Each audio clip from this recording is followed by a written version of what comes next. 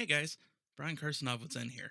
We have something a little different for you today. After the announcement earlier this month from NextGen Healthcare that Mirth Connect has been impacted by a critical security vulnerability, many of our customers and members of the Mirth community have been reaching out to us for our thoughts and our help in upgrading to a more current Mirth release. This spawned a conversation between myself and two of our senior staff members here at Zen, Derek Wayland, VP of IT and Security, and Ron Wilson, VP of Engineering Services, about the state of the world as it relates to Mirth upgrades and some of their lessons learned over the years on how to execute an effective upgrade plan. I hope you enjoy this conversation. If you have any thoughts or questions, we'd love to hear from you in the comments. I mean, there's a couple of use cases that people need to kind of walk through. Do they want to keep their message retention history, or are they cool with just exporting their old instance into a new instance? That's usually going to be a better implementation, especially with Mirth Connect. You shouldn't even be holding on to messages in Mirth Connect for an extended period of time. So if you're going through an upgrade process, it's probably a good opportunity to stand up another box that has the new version installed with all of the same configurations installed, or extensions and Java libraries, but most importantly, the server export and import into the new version. That way, you can, in theory, have just a load balancer sit in front of all of this and redirect traffic to the new one to see how traffic is actually working. So that would be like a best case upgrade process that would assume no downtime, as long as nothing goes wrong. You want to create a new Mirth Connect installation directory that has the new version, and you need to copy all of those particular configuration files, like your MC service.vm options, your configuration, your mirth.properties, the app data directory potentially, and any sort of custom jars that any sort of customization that you've done with the original one, you need to migrate that over to the new one. And this is all general Mirth Connect upgrade process. So in that situation, you could still then, if you want, stand up Mirth Connect side by side by modifying the default ports that the new version utilizes when you stand it up. But there's going to be a point in time where you need to make the cutover. So if you have a single instance, a single node, you're going to hit downtime. So I would actually say the best way to do this is to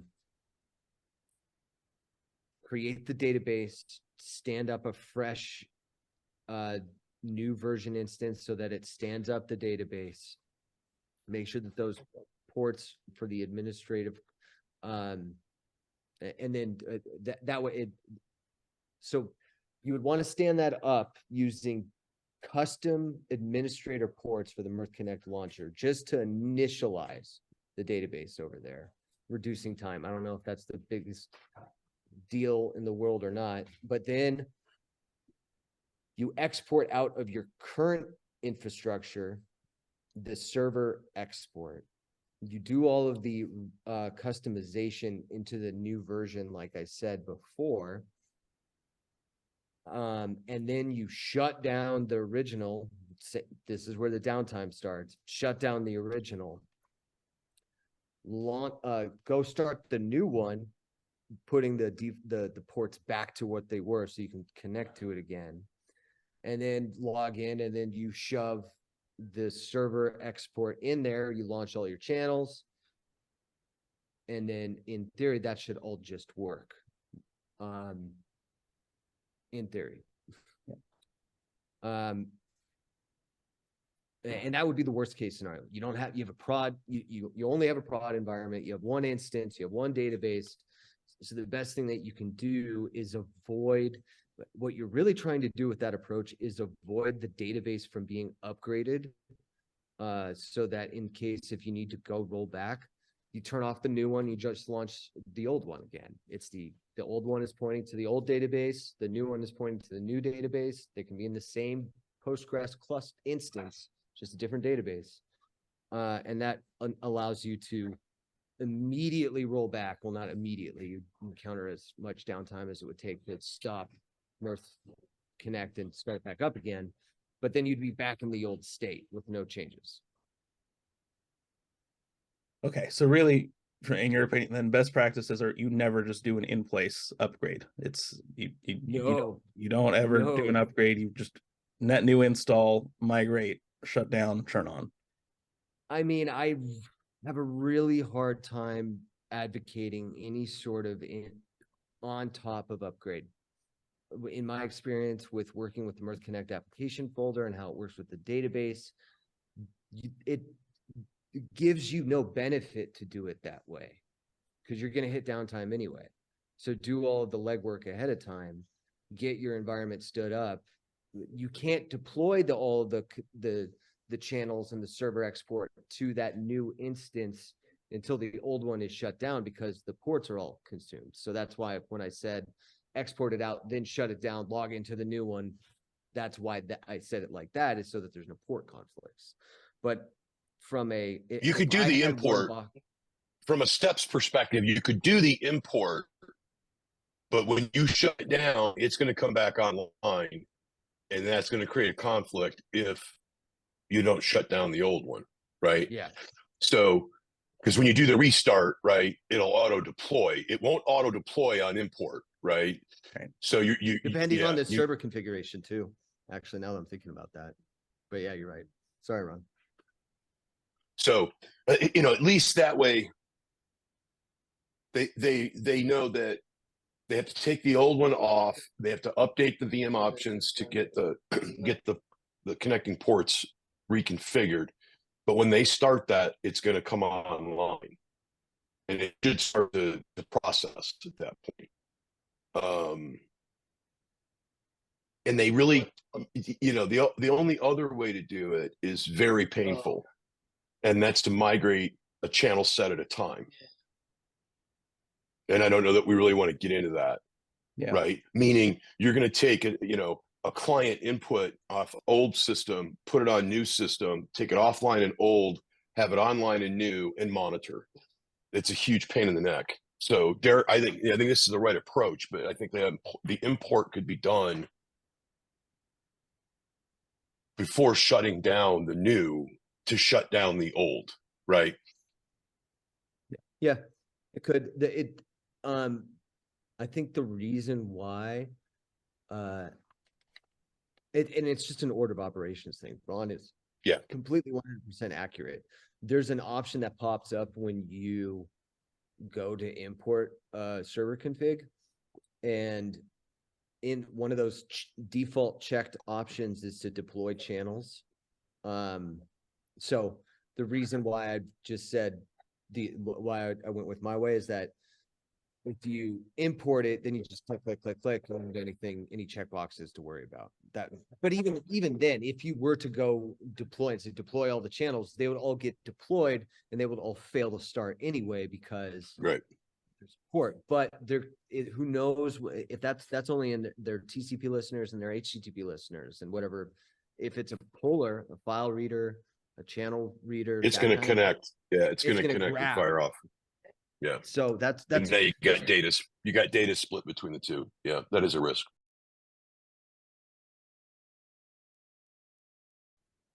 When did they change the Java the JVM?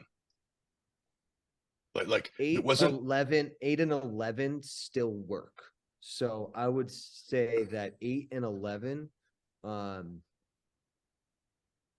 if you want to be safe, use an LTS version like Zulu of JDK 8 or JDK 11 to ensure that that you should be fine.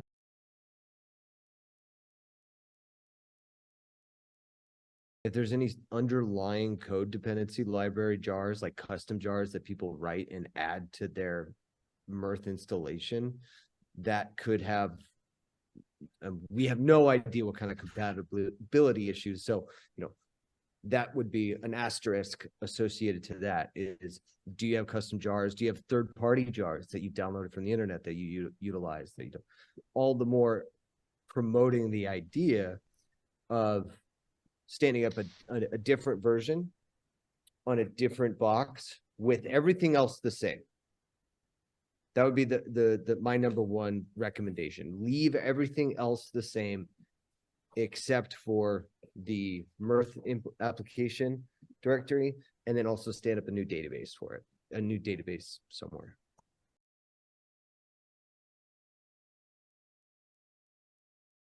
Should we touch on security risks in the DB? As part of the upgrade process, right? Should we get into the upgrade itself, right? Are you upgrading the database at the same time? Are you not? Because, a lot of these guys are still running old versions of Postgres, which is bad. You're going to go through all this pain. You should probably move to the new version of Postgres. I mean, I think that's a really good point of not so much. I mean, Postgres is one part of it, but what else haven't you updated? What else is in your environment that's surrounding Mirth Connect that you stood up X months ago, X years ago, that has just been running and you've paid no mind to it? But in fact, there's this particular issue has brought your attention back to that Mirth Connect instance. Maybe this is the time to investigate what else you might have forgotten to do, such as a Postgres update. Should you do the Postgres update at the same time as the Mirth Connect update? No, you should do it piecemeal and choose one thing to upgrade at once. And then, but then start looking at the other items. I mean, you could be running an older version of Java that has vulnerabilities in it, right, that you need to update. Do I think you do that? If your goal is to upgrade immediately, then keep everything else the same and upgrade Mirth Connect, and then inventory the rest of the dependencies, the rest of the items that you might think that might come across. Like, I'll just say it again, Postgres, your Java versions, your third-party jars that your Mirth Connect channels might be using that have vulnerabilities in them. The Linux version that you're running, are you on CentOS 7? And that's going away in 2024. That's hitting end of life. I mean, I know a lot of people are on CentOS 7. What operating system are you planning to go to after that? Are you going to go to Rocky Linux? Or are you going to go to Ubuntu? How does that impact? So there's other things that this is the time to plan out the rest of the architecture and the infrastructure that supports the Mirth Connect installation. And this problem exists. This problem exists in Ubuntu. This extreme library is native in Ubuntu. So these guys that are exposing ports for SSH and other things on AWS directly, man, there's a lot of risk there. They're on Ubuntu 16, 17, 18, whatever it is, and they're letting people SSH in remote, that kind of stuff. Woof. That's actually a really good point because, I mean, one of the mitigating, talking about this most recent vulnerability that Mirth Connect versions from 4.4.0 and previous encountered, one of the mitigating controls that you could have that didn't impact this vulnerability really didn't impact Zen because we block the admin ports to the MC administrator launcher. That is a must. If you have and what brought this up to my mind is Ron is saying, like, if you have SSH ports exposed to the world, everyone, at least in my opinion, everyone who is standing up infrastructure realizes that you don't expose RDP, SSH, you don't expose these administrative ports to the public internet. You do it through either Zero Trust or an SSL VPN connection that you have, jump boxes, but you definitely don't expose the administration ports to the application or the VM or what have you to the public world, ever. that is another inventory item that people should do is, how am I getting connected? Was I connecting to the box without a VPN? You should change that immediately. You should look into changing that immediately, because it in our risk assessment process, we take a look at the overall impact and the likelihood that something occurs. Well, the likelihood that a nefarious actor was going to take advantage of this this particular vulnerability was next to nil, because it's not On us, publicly exposed. Next to nil on us, on Zen, it's not publicly exposed. So, and then the only people that those ports are exposed to are named users via SSL VPN that we could then do auditing and logging, and just, we have a business relationship with people. We expect you not to take advantage of known vulnerabilities. Don't exploit the system. I think so. That means all the unknowns are taken care of, and now we're just left with the knowns. And that problem is way easier to solve with administrative controls as opposed to just technical controls. Administrative controls being, the business agreements, the contracts, don't exploit our systems. Pretty sure that's. And where I'm going with that, where I'm going with that is, a lot of folks are probably going to think, oh, I solved this problem by just upgrading Mirth Connect.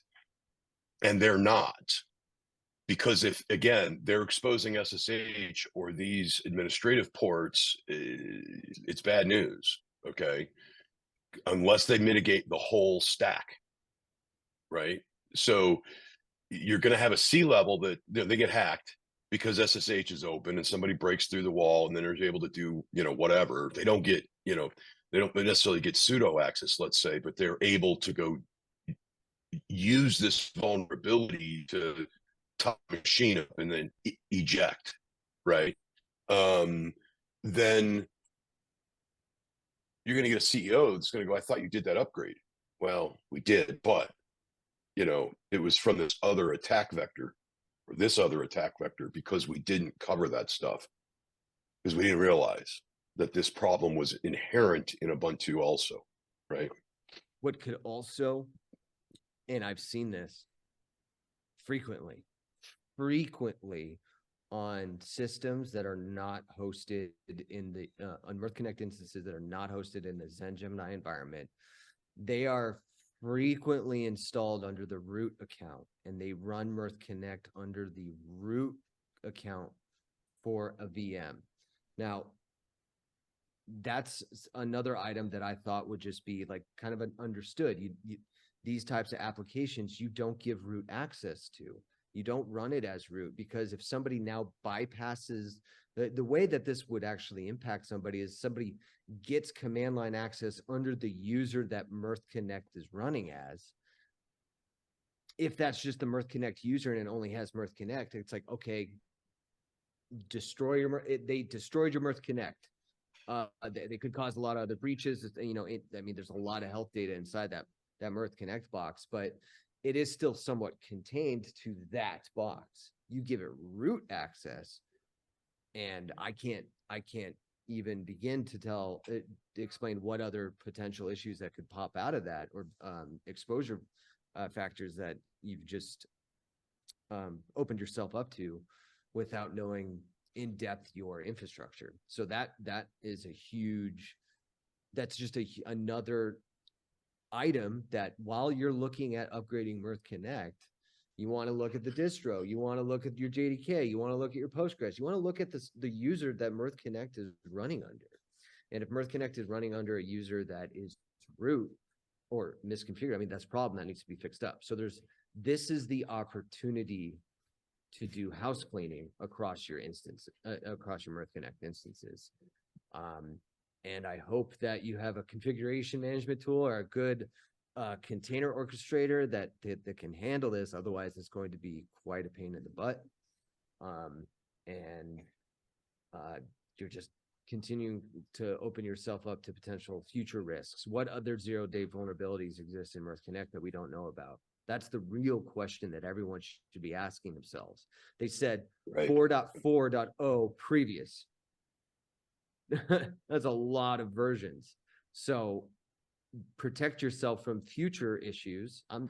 They might exist, they might not. I don't know. That's the I don't know. So let's just assume that they exist. And the best way to mitigate that is to put the administrator ports behind a firewall, behind authenticated access, authenticated and authorized access. That's it for today's video. Thanks for watching. If you've enjoyed this content and would like to see more, please like and subscribe. If you have any suggestions for other topics you'd like covered, please drop that down below in the comments. And as always, check out the link in the description to schedule a free 15-minute consultation with one of Zen's healthcare interoperability experts.